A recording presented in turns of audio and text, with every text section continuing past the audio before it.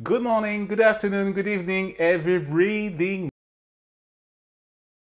one. Let me check just my camera. Okay, now we're good. Je vérifie le cadrage et c'est bon, c'est parfait. Comment tu te sens? Comment ça se passe aujourd'hui? Très heureux de te retrouver pour un nouvel épisode d'Improve Your English Daily. Là, j'ai le sourire parce que je me réjouis de la leçon que je vais te donner. Là, j'ai préparé un petit peu juste avant d'appuyer sur Play et c'est plutôt cool. Improve Your English Daily, épisode numéro 68. Épisode qui va te permettre justement d'entrer dans l'amélioration de tes pratiques. Et là, aujourd'hui, je vais m'adresser spécifiquement aux rookies, aux grands débutants ou à ceux ou celles qui n'ont pas parlé depuis longtemps, depuis les cours d'anglais du collège ou du lycée. Voilà. Rappelle-toi, reconnecte-toi à ça. C'était une belle période, on était jeunes, on était beaux.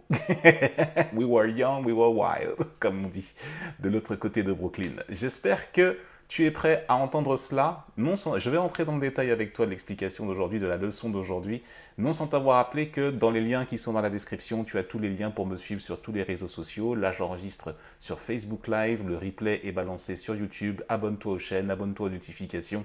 Et aussi, je suis présent sur Instagram et sur Telegram. Tous les liens sont dans la description. Si mon énergie te correspond, you know what to do. Alors, c'est une semaine où on est sur l'amélioration justement de nos pratiques et justement, et c'est important que là je m'adresse, là ce mardi, je m'adresse surtout, comme je te l'ai dit, aux personnes plutôt débutantes. Même si tu es plutôt intermédiaire ou avancé, écoute ça quand même parce que la leçon que je te réserve, je suis sûr qu'il n'y a aucun prof d'anglais qui te l'a proposé comme ça. En fait, voilà, c'est des routines en fait. Là, ce sont des routines que je te donne. C'est-à-dire que si tu es débutant, c'est important que tu commences avec des bases solides. Et donc que forcément, les routines, c'est à force de les répéter, tu n'as même plus à réfléchir, ça sort tout seul. T'es grand débutant, tu dis ouais, je sais pas parler anglais, mais je suis sûr que tu as déjà entendu I love you quelque part. Je suis sûr que ça te dit quelque chose. Et tu sais ce que ça veut dire. I love you. En fait, le principe de base quand tu es débutant, c'est quand tu t'exprimes. Tu vois, là, je me base surtout sur un pilier d'expression orale. Quand tu t'exprimes, que tu saches où est le sujet de ta phrase, le verbe dans ta phrase et le complément dans ta phrase. Si tu sais dire sujet, verbe, complément, alors c'est bon, c'est parti. Tu sais dire I love you, donc c'est que tu sais faire une phrase, donc tu sais parler anglais. T'as pas d'excuse.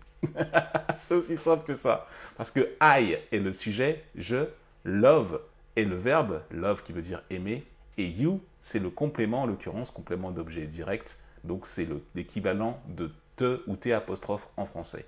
I love you. Alors maintenant que tu sais ça, tu sais dire je t'aime. Hein? I love you. Tu m'aimes. You love me. Ah, you. Tu love, c'est le verbe, me le complément.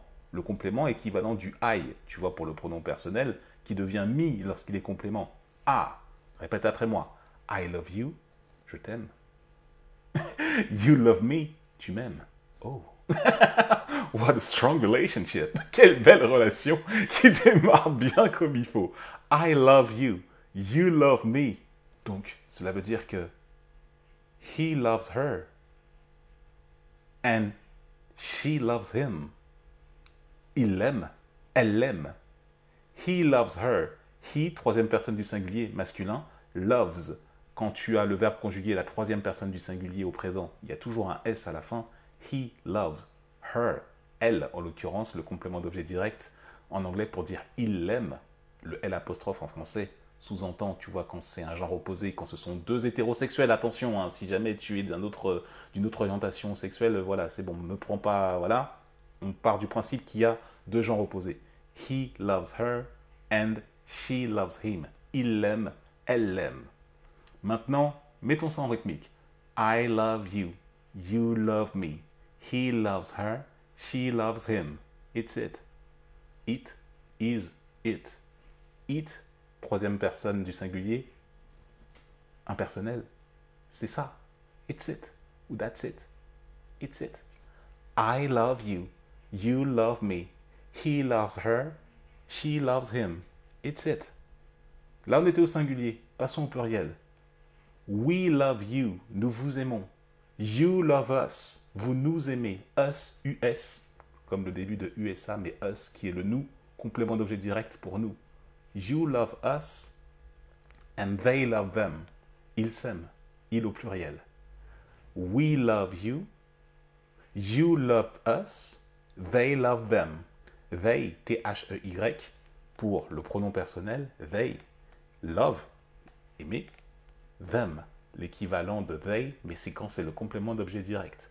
On va le faire en musique pour que tu puisses ancrer ta routine. I love you. You love me. He loves her. She loves him. It's it. We love you. You love us. They love them. C'est tout. Tu sais faire des phrases en alliant le sujet, donc le pronom personnel en l'occurrence, le verbe to love et le complément d'objet direct qui se raccorde. Je répète. I love you. You love me. He loves her. She loves him. It's it. We love you. You love us. They love them. Terminé. That's it. C'est bon. Comme tu as la musique avec ça, comme tu as le groove qui va bien, tu sais faire une phrase, sujet, verbe, complément.